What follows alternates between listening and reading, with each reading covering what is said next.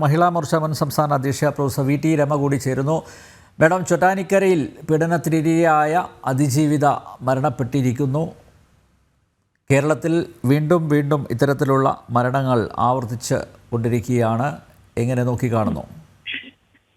ഓരോ ദിവസവും ഓരോ തരത്തിലുള്ള പീഡന കഥകള്, അതിക്രമങ്ങൾ, അക്രമങ്ങൾ, മറ്റു തരത്തിലുള്ള അസ്വസ്ഥത ഉണ്ടാക്കുന്ന കാര്യങ്ങളാണ് കേരളത്തിൽ ഇന്ന് കേട്ടുകൊണ്ടിരിക്കുന്നത്. സത്യം പറഞ്ഞാൽ നേരം വെളുക്കുമ്പോൾ പേടിയാണ് ഇന്ന് കേൾക്കേണ്ട ന്യൂസ് എന്താണ് എന്ന്. ആ ഒരു രീതിയിലേക്ക് നമ്മളുടെ സമൂഹം എത്തി എന്നുള്ളതാണ്. ഇപ്പം ഒരു പോക്സോ കേസ് അതിജീവിതയാണ് ക്രൂരമായ രീതിയിൽ ആക്രമിക്കപ്പെട്ട് ലൈംഗികമായി ചൂഷണം ചെയ്യപ്പെട്ടും ഇപ്പൊ മരിച്ചത്. ഇത് ഒന്നല്ല, ഇതിങ്ങനെ ആവർത്തിച്ച് കേരളത്തിൽ വന്നുകൊണ്ടിരിക്കുകയാണ്. പെൺകുട്ടികളെ, യുവതികളെ, സ്ത്രീകളെ, വൃദ്ധകളെ അടക്കം ഉപദ്രവിക്കുന്ന ഒരു മാനസികമായ ഒരു എന്തതിന് പറയുക, ഭ്രാന്തെന്നോ ഒരു തരം അത്തരം അസ്വസ്ഥമായ ഒരു മനോവൃത്തിയിലേക്ക് കേരളത്തിലെ പുരുഷ മനസ്സ് മാറുന്നുണ്ടെങ്കിൽ അത് വളരെ വളരെ ബുദ്ധിമുട്ടുണ്ടാക്കുന്ന ഒരു കാര്യമാണ്. കാരണം സമൂഹത്തിൽ എന്താണ് നടക്കാൻ പോകുന്നതെന്ന് നമുക്ക് അറിയുന്നില്ല. അപ്പോൾ ശരിക്കും ഇന്ന് സോഷ്യൽ മീഡിയ വളരെ നല്ലതാണ്, ഇന്റർനെറ്റ് വളരെ നല്ലതാണ്, വിരൽ തുമ്പിൽ നമുക്ക് ഇൻഫർമേഷൻ കിട്ടുന്നുണ്ട്. പക്ഷേ ആ വിരൽ തുമ്പിൽ കിട്ടുന്ന ഇൻഫർമേഷൻ ഏത് കാര്യത്തിനും രണ്ട് വശമുണ്ട്, നല്ലതുകൊണ്ട് ചീത്തയുണ്ട്. ഇപ്പൊ നമുക്ക് ഈ സോഷ്യൽ മീഡിയ, ഫേസ്ബുക്ക്, ഇത്തരം കാര്യങ്ങളിലൂടെയുള്ള ബന്ധങ്ങള്, പരിചയപ്പെടലുകള് അവസാനം അപകടകരമായ രീതിയിലേക്ക് എത്തുന്നതാണ് നമ്മൾ കാണുന്നത്.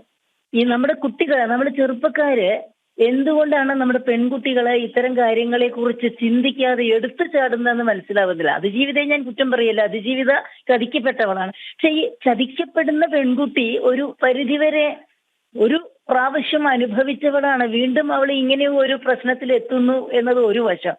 മറ്റൊരു വശത്ത് പെൺകുട്ടികളെ കെണിയൊരുക്കി ചതിയിലൂടെ, ഫേസ്ബുക്ക് വഴിയും മറ്റും ചതിയിലൂടെ ശാരീരിക ആവശ്യത്തിനും സ്വാർത്ഥതയ്ക്കും ഉപയോഗിക്കുന്ന ഒരു സമൂഹം. അതിന് ചിലയിടത്ത് റാക്കറ്റുകളാണ്, ചിലയിടത്ത് വ്യക്തികളാണ്. എനിക്ക് തോന്നുന്നു ഇതിന്റെയൊക്കെ പിന്നില് വളരെ ഭ്രാന്തമായ ഒരു മനസ്സ് സംജാതമാക്കുന്ന രീതിയിൽ ഇവിടെ കിട്ടുന്ന മയക്കുമരുന്ന്, മദ്യം തുടങ്ങിയവ ഘടകങ്ങളാണ്.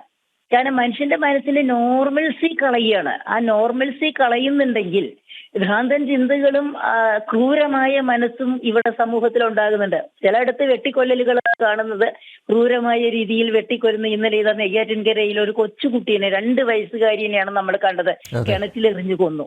അപ്പൊ ഇങ്ങനെ സംഭവിക്കുന്നുണ്ടെങ്കിൽ നമ്മളുടെ സമൂഹത്തിന് അടിയന്തരമായിട്ട് ചില പ്രത്യേക രീതിയിലുള്ള കൗൺസിലിംഗ് ആവശ്യമാണ്. വളർന്നു വരുന്ന കുട്ടികൾക്ക് നമ്മുടെ സമൂഹത്തിന് അടിയന്തരമായി കൗൺസിലിംഗ് വേണമെന്നാണ് എനിക്ക് തോന്നുന്നത്. അവർക്ക് വല്ല മെഡിറ്റേഷനോ യോഗയോ ഒക്കെ ചെയ്തിട്ട് മാനസിക സന്തുലനത്തിന് വേണ്ട ഒരു കാര്യം വേണം. പിന്നെ പെൺകുട്ടികളെ വളർത്തുന്ന അച്ഛനമ്മമാരുടെ ആ ഒരു മനസ്സ് ആലോചിച്ച് നോക്കൂ. നീറി ജീവിക്കുകയാണ്. ഇതിനെതിരെ ഒന്നും കൃത്യമായ രീതിയിൽ പോലീസ് ഇടപെടലുകൾ പോലും നടക്കുന്നില്ല. ഒരാൾ ചെണ്ടായുടെ വിഷയം നമ്മൾ കണ്ടു. അപകടത്തെ കുറിച്ചുള്ള സൂചന നൽകിയിട്ട് പോലും പോലീസ് അത് വേണ്ട രീതിയിൽ കൈകാര്യം ചെയ്തില്ല.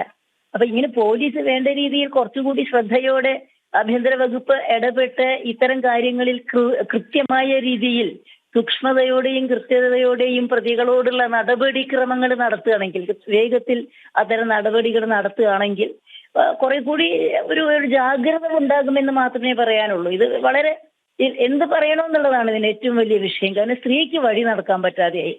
സ്ത്രീകൾക്ക് ഒരു നല്ല ഹെൽത്തി റിലേഷൻസ് ഉണ്ടാക്കാൻ സാധ്യത ഇല്ലാത്തൊരു സാഹചര്യമായി മാറിയിട്ടുണ്ട്.